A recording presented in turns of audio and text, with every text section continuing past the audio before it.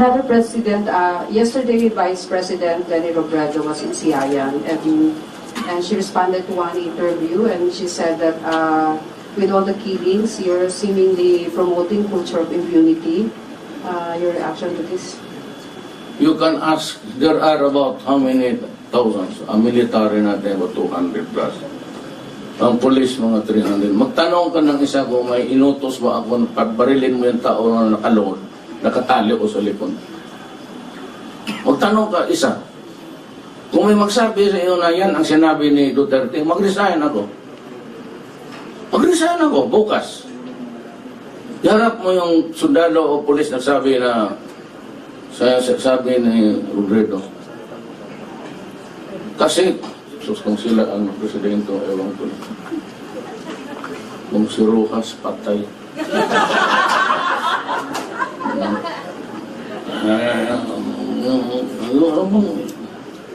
Alam mo yung mga yan, takot na kaso, takot mamatay.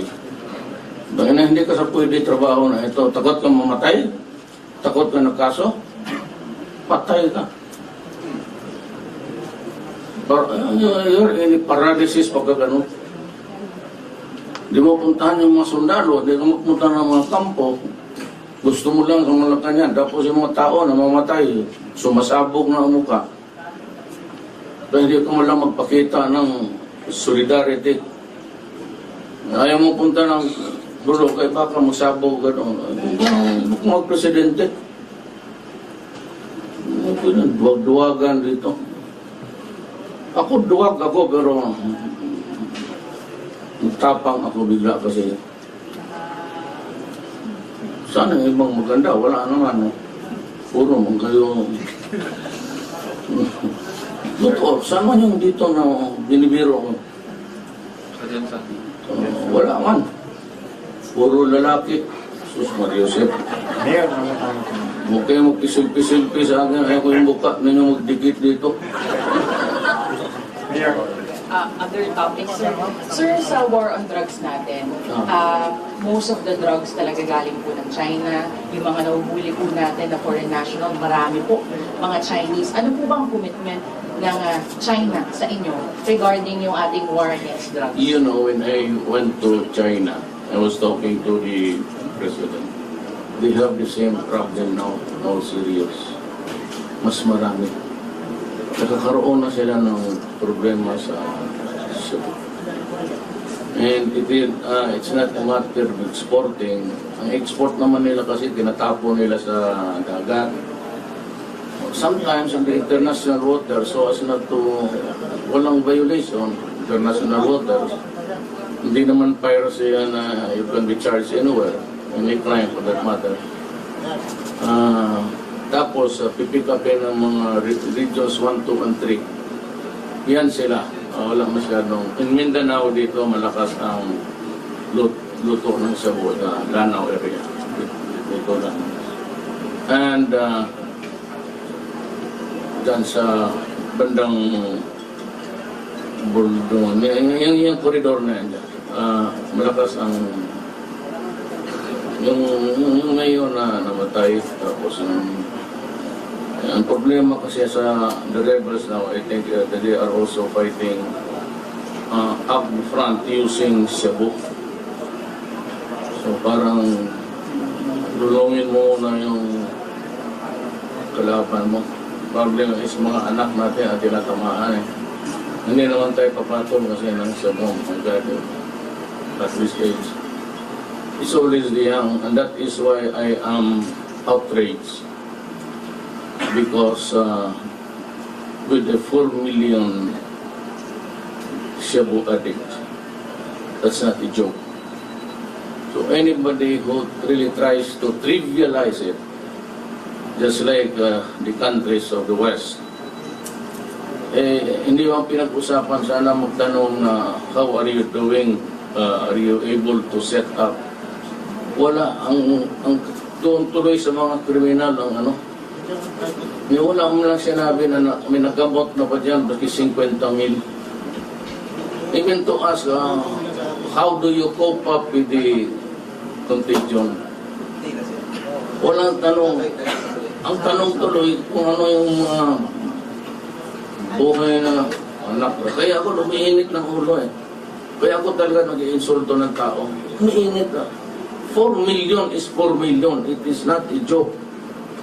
Sa panahon ko, 900 na. Sabi ni Bato, kagabi sa Singapore. 900,000.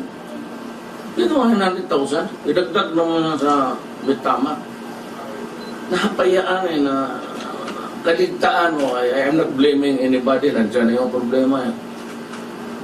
Bakit dumating ng ganong numero? You know, this is my country. Tapos papalabag ang salita mo. Eh talagang mumurahin kita. Maski wala akong pili dyan. Wala ng Amnesty International. Idiot. Ang sinabi na Duterte is talking about killing criminals. It would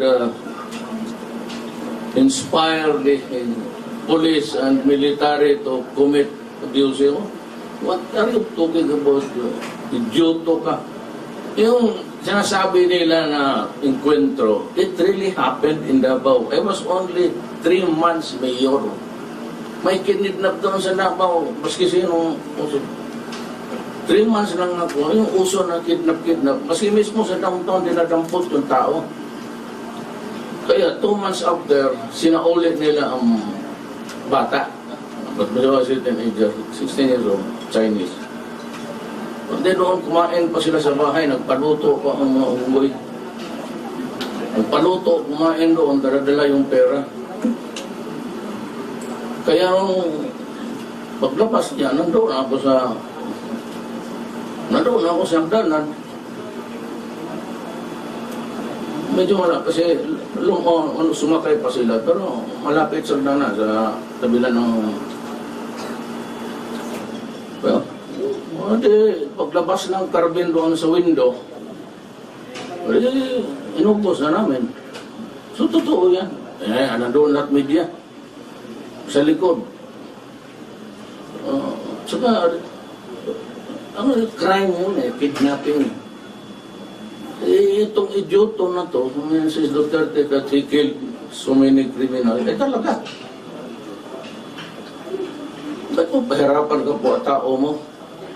Siyempre, mayor ako ng Davao. Papayag mo naman ako ng mayor ka, tapos ang mga tao, kidnapin lang, tapos pakainin mo ng droga. Ang putang ina. Kalupuhan niya. Hindi ako susunod ng ganong style. So, ang ayaw nila, sabi ko, huwag kayo, umalis kayo dito. Masama mo kaya kami. If you think that we are not behave civilized people, then go out of the Philippines. We don't need you. We don't need the aid. We will survive. Ano? Magkano bigay na? China is offering me 50 billion. Tingnan mo next year. Siya lang, yung 400 million. Kainin na ninyo yung dolyar ninyo. Let's say. Yeah, Mr. President, I'm Gina Vitala, Philippine Daily Inquirer. First, gusto na tayo makuha yung reaction ninyo kasi you made mention about abrogation, the possible abrogation of the Yes. Visiting Forces Agreement. If that is how discourteous they are, you should let us. I do not want to have dealings with you. Pinipicture mo kami nang naghihintay lang ng patay gutom o di o. Sige, umalis kayo. Yun o, Visiting Forces Agreement 1. Tinuturuan nila sundalo ng Pilipino. Tangina mas mahusay kasi 10 times better than those mga talawan man niya. But President, they have a facility inside Western Mindanao Command. What will happen to that? They should go. I said, I will get the money. The AFP should not worry. I will produce the money to build the thing and much more. Wala pang connect, wala pang more strings attached. Wala ka pang marinig. Ako duwag ako pero tapang ako bigla kasi sana yung ibang maganda, wala naman. Puro mong kayo. Totoo, sama yung dito na binibiro ko. Wala man. Puro lalaki. Sus Maria Josep. Huwag kayo magpisil-pisil sa akin. Ayaw ko yung mukha ninyo magdikit dito. Other topics, sir. Sir, sa war on drugs natin, most of the drugs talaga galing po ng China. Yung mga nahuhuli po natin na foreign national, marami po, mga Chinese. Ano po bang commitment ng China sa inyo regarding yung ating war against drugs? You know, when I went to China, I was talking to the president. They have the same problem now, all serious. Mas marami. Nakakaroon na sila ng problema sa and it's not a matter of exporting. Ang export naman nila kasi tinatapo nila sa dagat. Sometimes in the international waters, so as not to walang violation, international waters, hindi naman piracy yan na you can be charged anywhere, any crime for that matter. Tapos, pipick upin ng mga regions 1, 2, and 3. Yan sila. Wala masyadong. In Mindanao dito, malakas ang luto ng Cebu, Lanao area. Dito na. And, dyan sa bandang, medyo wala kasi sumakay pa sila, pero malapit sa na sa tabilan ng paglabas ng carbine doon sa window, inubos na namin. So, totoo yan. Nandoon lahat media. Sa likod. Saka, crime yun kidnapping. Itong idioto na to, si Duterte that he killed so many criminals, talaga. Ba't mo pahirapan ka po at tao mo? Siyempre, mayor ako ng Davao. Papayag mo naman ako na mayor ka, tapos ang mga tao, kidnapin lang. Tapos pakainin mo ng droga. Ang putang ina. Tulungan niya. Hindi ako susunod ng ganong style. So, ang ayaw nila, sabi ko, huwag kayo umalis kayo dito. Masama mo kaya kami. If you think that we are not behave civilized people, then go out of the Philippines. We don't need you. We don't need the aid. We will survive. Ano? Magkano bigay na? China is offering me 50 billion. Tingnan mo next year. Siya lang, yung 400 million. Kainin na ninyo yung dolyar ninyo. Yeah, Mr. President, I'm Julia Lipala, Philippine Daily Inquirer. First, gusto na tayo makuha yung reaction niya kasi you made mention about abrogation, the possible abrogation of the Visiting Forces Agreement. Another President, yesterday Vice President Leni Robredo was in Siayan and she responded to one interview and she said that with all the killings, you're seemingly promoting culture of impunity. Your reaction to this? You can ask, there are about how many thousands? Ang military natin, about 200 plus. Ang police, mga 300. Magtanong ka ng isa kung may inutos ba ako, pagbarilin mo yung tao na nakaload, nakatali o sa lipon. Magtanong ka isa. Kung may magsabi sa iyo na yan ang sinabi ni Duterte, mag-resign ako. Mag-resign ako, bukas.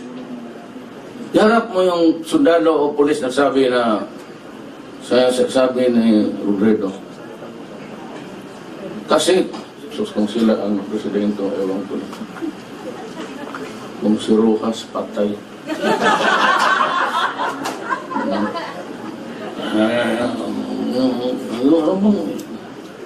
Alam mo yung mga yan, takot na kaso, takot mamatay. Dahil na hindi ka sa pwede trabaho na ito, takot ka mamatay, takot ka na kaso, patay ka. You're in paralysis pagka ganun. Di mo puntahan yung mga sundalo, di ka magpunta ng mga kampo. Gusto mo lang sa Malacanang, tapos yung mga tao na mamatay, sumasabog na ang mukha. Dahil hindi ka mo lang magpakita ng solidarity. Ayaw mo punta ng dulo, kaya baka magsabog gano'n. mga presidente. Duwag-duwagan dito, kagabi sa Singapore. Mga 900,000. Dito mga 900,000, idagdag naman sa Mitama. Napayaan na kaligtaan mo. I am not blaming anybody, nandiyan yung problema eh. But bakit dumating ng ganong numero? You know, this is my country. Tapos pabalabag ang salita mo. Talagang mumurahin kita. Maski wala akong pili dyan. Wala ng Amnesty International. Idiot. Ang sinabi na Duterte is talking about killing criminals. It would inspire the police and military to commit abuse. What are you talking about? Idioto ka. Yung sinasabi nila na encuentro, it really happened in Davao. I was only 3 months mayor. May kinidnap doon sa Davao. Maski sinong 3 months lang ako. Yung uso na kidnap. Maski mismo sa downtown dinadampot yung tao. Kaya 2 months after, sinaulit nila ang bata. But he was a teenager, 16 years old, Chinese. Hindi doon kumain pa sila sa bahay, nagpaluto pa ang mga unggoy. Nagpaluto, kumain doon, daradala yung pera. Kaya nung paglabas niya, nandoon ako sa hagdanan. Doon, yung koridor na yan. Malakas ang yung ngayon na namatay. Tapos ang problema kasi sa the rebels now, I think that they are also fighting up front using Cebu. So parang lulungin mo na yung kalaban mo. Problema is mga anak natin at tinatamaan eh. Hindi naman tayo papatol kasi ng Cebu at this age. It's always the young, and that is why I am outraged. Because with the 4 million Cebu addicts, that's not a joke. So anybody who really tries to trivialize it, just like the countries of the West, hindi mo pinag-usapan, sana magtanong na how are you doing, are you able to set up. Wala, ang doon tuloy sa mga kriminal ang wala mo lang sinabi na may nagamot na pa dyan, baki 50,000. Even to ask, how do you cope up with the contagion? Walang tanong. Ang tanong tuloy kung ano yung mga buhay na anak. Kaya ako lumiinit ng ulo eh. Kaya ako talaga nag-iinsulto ng tao. Lumiinit ah. 4 million is 4 million. It is not a joke. Sa panahon ko 900 na, sabi ni Bato,